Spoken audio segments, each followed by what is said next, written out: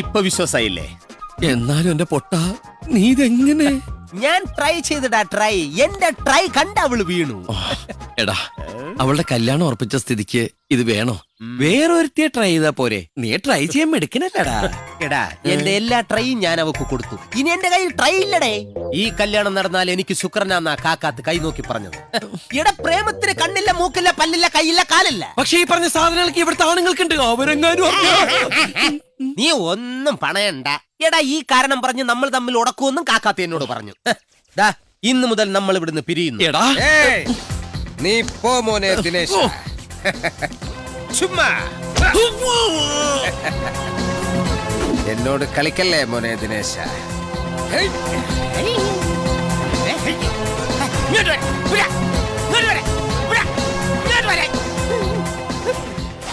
ഈ മോഹൻലാലൊക്കെ ഇത് എങ്ങനെ എന്തോ കാണിക്കുന്നത്.